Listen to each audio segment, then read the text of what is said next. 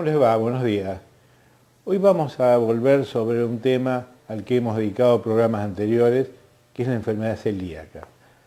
Lo hacemos con motivo de una jornada que realizó la Universidad de Maimónides, buscando llevar información, capacitación a los propios recursos humanos vinculados al diagnóstico, al tratamiento de esta enfermedad, es decir, al sector salud, comprendiendo profesionales de la universidad, comprendiendo alumnos de las carreras de medicina y psicología, también a la comunidad, por lo importante que es que la gente, el propio paciente, la familia de quien tiene enfermedad celíaca, esté informada y esté advertida de ciertos recaudos que debe tomar respecto al tratamiento, preparación de la comida, y respecto a los antecedentes para una pesquisa, para un diagnóstico temprano.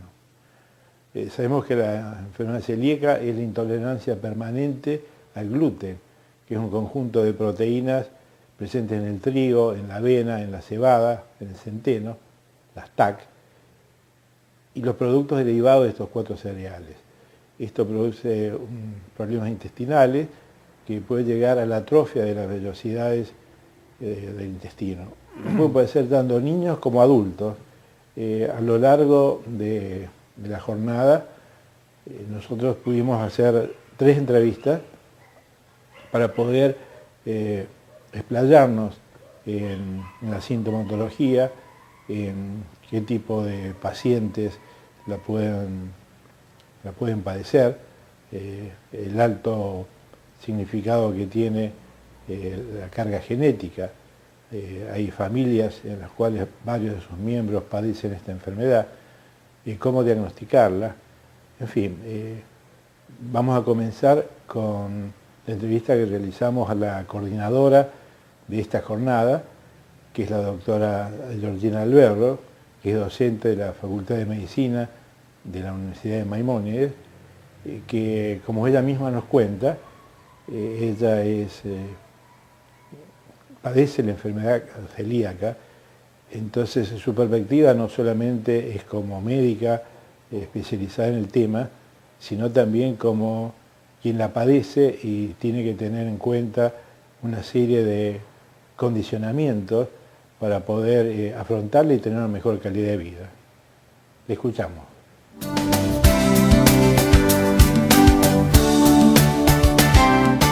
Estamos en la Universidad de Maimónides en la jornada de enfermedad celíaca junto a Georgina Alberro, médica especialista en nutrición, en tabaquismo y psicoterapeuta. Bueno, ¿a quiénes está apuntada esta jornada? Bueno, esta jornada está dirigida en una primera parte a los profesionales de la salud en general.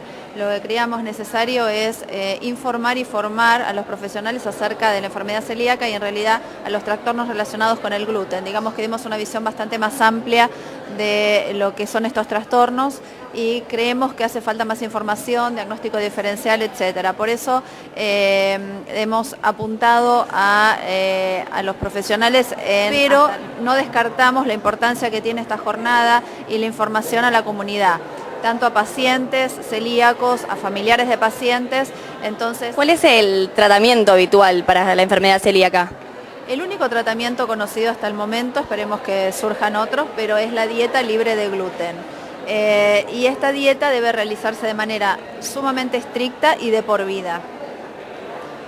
Sabemos de la existencia de una ley aprobada en el 2009. Los celíacos no pueden disfrutar plenamente de lo que está pautado. ¿Qué pasa con esta ley y qué beneficios le traería al celíaco? Bueno, en la jornada de hoy vamos a tener expertos que van a hablar acerca de la ley. No es que no se esté reglamentando, sino que se está haciendo. De hecho, hay un límite ahora en julio de plazo para que todos los productos tengan el nuevo logo apto para celíacos. La verdad que hemos avanzado mucho, todavía falta mucho por hacer. Yo soy celíaca también, así que soy primera interesada en todo esto y falta muchísimo. Realmente cuando uno sale a la vida cree que es una invasión de gluten. Entonces, realmente desde un lápiz de labio que uno va a utilizar hasta lo que va a comer y donde esto se plantea todo el tiempo, por eso el único tratamiento que tenemos es algo bastante difícil de cumplir en muchas situaciones por varios factores.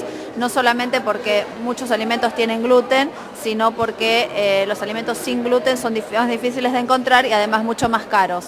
Entonces creo que la ley fue un gran avance, pero se necesita mucho más para que tengamos otro tipo de protección, si se quiere, acerca de lo que nos está sucediendo. Cuando uno va a un café de Buenos Aires cualquiera, no se encuentra con productos libres de gluten. Por lo general, como decís vos, parece que hay una invasión de productos con harina. ¿Qué podemos hacer, más allá de esperar la reglamentación de esta ley, para concientizar a la gente y a los locales gastronómicos? Eso es lo que estamos tratando de hacer, formar a la gente, porque realmente, y esto te cuento que es mucho mejor hoy que hace 10 años, porque cuando uno iba a un restaurante decía, yo soy celíaca, y miraban como una cara, bueno, y uno tenía que empezar a explicar un montón de cosas, y ojo con la contaminación cruzada, etcétera. Creo que, vuelvo a repetir, hubo un avance. Hay algunos bares o restaurantes que tienen algunos platos para celíacos, hay algunos cafés que tienen algo, muy poquito, realmente no es lo que uno comería, porque se tienta mirando otras cosas. Hay heladerías igual, con helado sin TAC. Hay heladerías que fueron casi las primeras en poner alimentos libres de gluten, pero bueno, falta muchísimo. Realmente también hay un problema de la elaboración, digamos, de estos alimentos, son más difíciles de elaborar sin gluten, entonces se complejiza por muchos factores, como decía antes, porque es más caro, porque es más difícil de realizar, porque para que salga un producto rico no es tan fácil como cuando utilizamos los amasados convencionales con gluten. Recién hablábamos de que la enfermedad celíaca está subdiagnosticada. ¿Cuáles son los síntomas habituales y el diagnóstico que se puede hacer para informar a los oyentes? En algunos casos está subdiagnosticada y en otros sobrediagnosticada. Creo que lo que tenemos que tener en cuenta es que esto que hablaba al inicio, es compleja la relación de los trastornos con gluten, digamos, de la ingesta de gluten y lo que genera. No es solo la enfermedad celíaca, entonces hay variabilidades, hay sensibilidad al gluten, hay alergia al gluten y enfermedad celíaca de lo que conocemos hoy. Por lo tanto, tenemos que tener los ojos muy abiertos los médicos para cuando tenemos un paciente, por ejemplo, los pacientes que vienen con síntomas de colon irritable, que es muy frecuente, algún porcentaje de esos pacientes son enfermos celíacos. Entonces, las manifestaciones son diversas, por eso es difícil de diagnosticar, porque en los niños se presenta de una manera clásica, como la conocíamos antes, con diarrea, astenia, decaimiento, pérdida de peso, malestar general, desatención, anemia.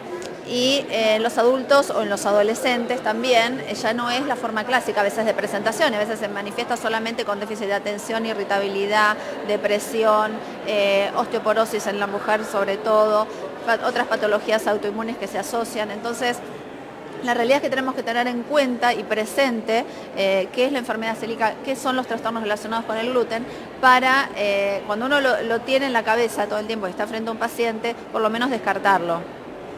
Bueno, Georgina, muchísimas gracias y mucha suerte con lo que queda de la jornada. Bueno, muchas gracias a ustedes y nos seguimos viendo. Muchas gracias.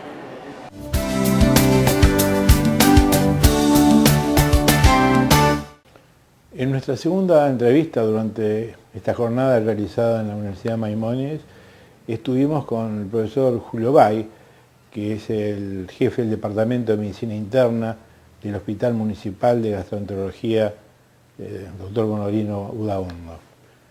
El doctor Bay ya nos había ofrecido en un par de oportunidades la posibilidad de explayarnos sobre esta enfermedad, incluso con la incorporación en una de estas charlas con una de las nutricionistas que trabaja con él, ya que la dieta libre de gluten es fundamental para el cambio de vida de estos pacientes, como nos lo va a explicar el profesor en su charla. Hay cosas muy importantes que él pone de relieve, que tienen que ver que una de las dificultades más grandes pone en relieve el alto costo de las dietas libres de gluten. Puede llegar a ser de 3 veces mayor que el otro tipo de alimentos, lo cual evidentemente para los pacientes es un problema difícil a veces de poder afrontar. Respecto al diagnóstico, es muy claro en cuáles son los métodos específicos para llegar al mismo, nos los explica, y también nos habla que hay muchos que no tienen una sintomatología clara, incluso llegan a decir que no sienten nada, pero dado sus antecedentes por estudios se diagnostica, y con el cambio de dieta lo que sí manifiestan es que se sienten mejor. Escuchemos al profesor Bay.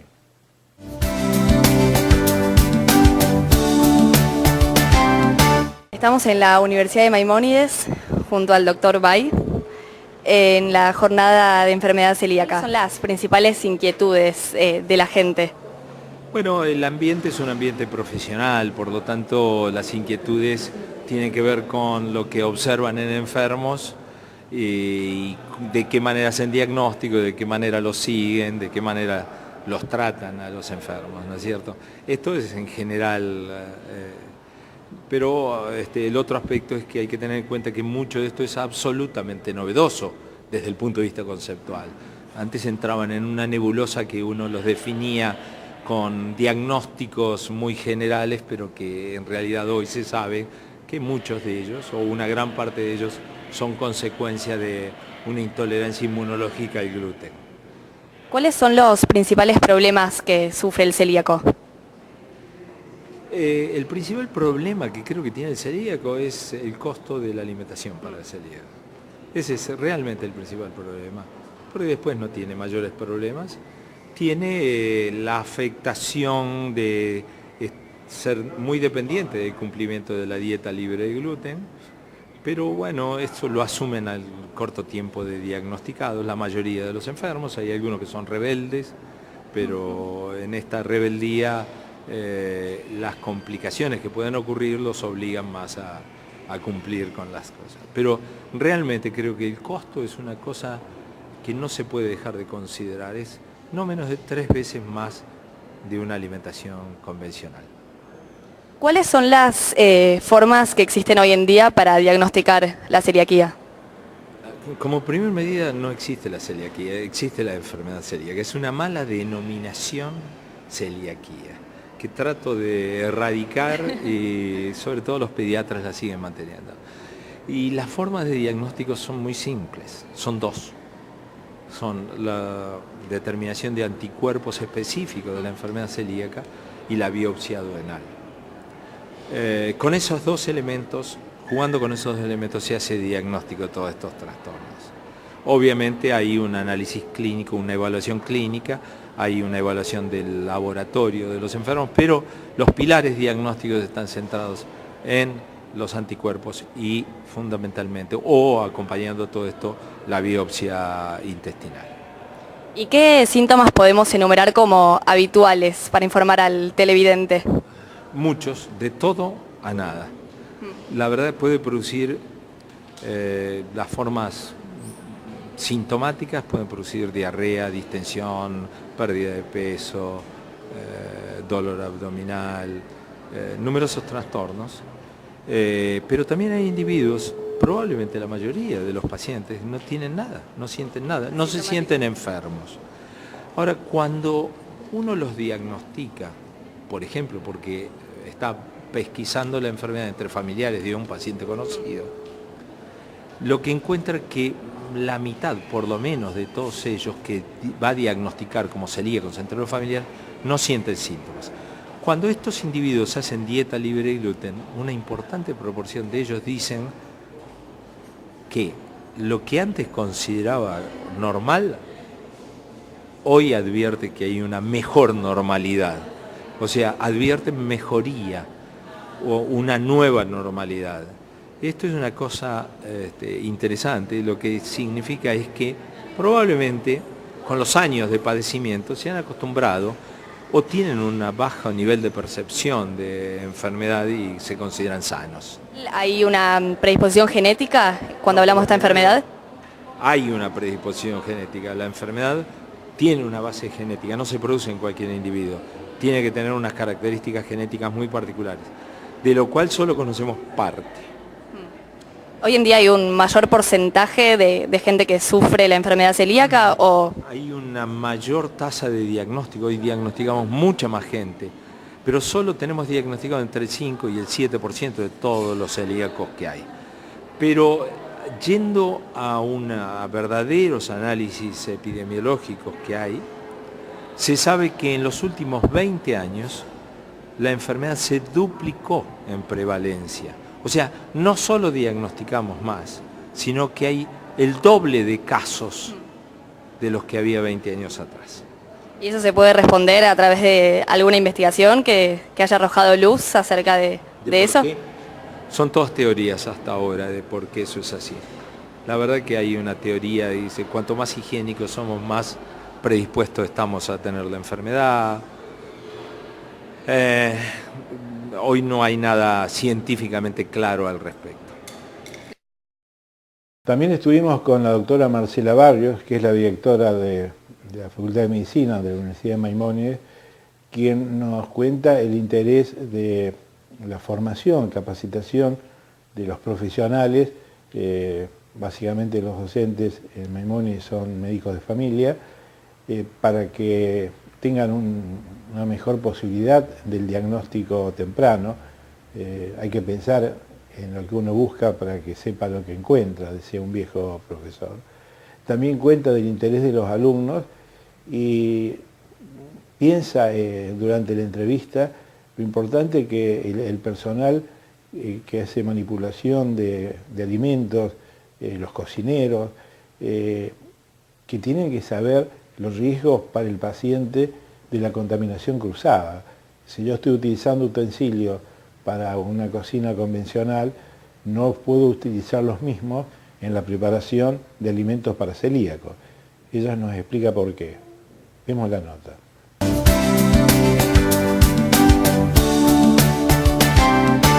Estamos con la doctora Marcela Barrios, directora de la carrera de Medicina acá en Maimónides, en la jornada de enfermedad celíaca. Marcela, ¿qué podés contarnos acerca del objetivo de esta jornada? Bueno, el objetivo un poco de esta jornada fue socializar un poco más la enfermedad celíaca, ¿no? La enfermedad celíaca es una enfermedad subdiagnosticada, que es muy frecuente. Muchos médicos de familia no saben diagnosticarla. El 80% de nuestros docentes son médicos de familia. Nosotros tenemos carrera de nutrición acá también. Tenemos diferentes especialidades, además de la carrera de medicina. Y bueno, un poco fue socializar y enseñarles un poco más cómo es el diagnóstico y cómo es el tratamiento de la enfermedad celíaca. ¿Cuáles son las formas de prevenir esta enfermedad? Bueno, formas de prevenir, digamos, dosando a los, digamos, yo tengo un hijo que tiene una mamá que es celíaca, obviamente le voy a hacer dosaje de anticuerpos para ver si es celíaco porque tiene un alto componente hereditario. Sí, esa es la forma de hacer prevención. Y obviamente nuestra carrera de pediatría, que están casi todos acá, es los que más tienen que detectar la enfermedad, porque si la detectamos de grande ya como que el intestino está muy dañado. Entonces, bueno, nos interesó mucho también socializarla entre los pediatras. Mucha inquietud entre los alumnos, de hecho hay bastantes alumnos, sobre todo de los últimos años. Por ahí en los primeros años no entienden todavía mucho lo que es la enfermedad celíaca, pero en los últimos años que entienden más, que entienden el daño que es para el paciente. Hay muchos alumnos que van a venir a la tarde porque estaban muy interesados en la ley de celiaquía, en cómo se iba a regularizar, si iba a haber góndolas en los supermercados separadas o no. De hecho, yo recién estuve abajo viendo que en el BREC no hubiera contaminación cruzada de los alimentos, que es muy importante eso.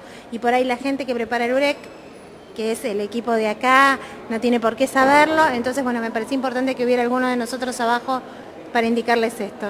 Recién hablábamos con el doctor Bay que hay una mayor tasa de un porcentaje mayor de diagnosticados por enfermedad celíaca y una mayor tasa de enfermos también. ¿A qué obedece esto?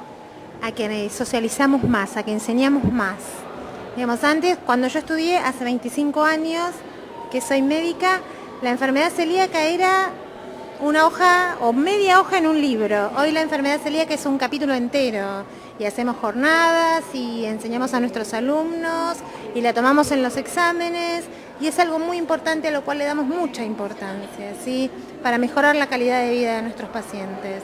Entonces, bueno, por eso está más diagnosticada, porque los médicos sabemos más. O sea que no solo es importante concientizar a los médicos, sino también a la gente, ¿no? Totalmente. Recién las mucamas me preguntaban, doctora, pero ¿qué importa si con el cuchillo que corté en la media luna corto el pan para celíacos? Le digo, mira, una amiguita de harina, una amiguita de gluten al paciente que estuvo haciendo la dieta y el tratamiento bien, le vas a arruinar todo el intestino. Es súper importante. En eso hay que concientizar. Y ahí me di cuenta que por ahí hubiera sido importante también invitar a ese grupo de gente. Porque en realidad en los sanatorios, en los hospitales, son los que sirven la comida. Y por ahí no saben el tema de la contaminación cruzada. Entonces, bueno, veremos si hacemos otra jornada en donde los incluimos también a ellos. Buenísimo, muchísimas gracias, Gracias Marcela. a ustedes por estar. Esto fue lo que pudimos realizar durante la jornada del 29 de junio. Realmente se trataron varios temas y fueron varios los especialistas que llevaron sus experiencias y recomendaciones.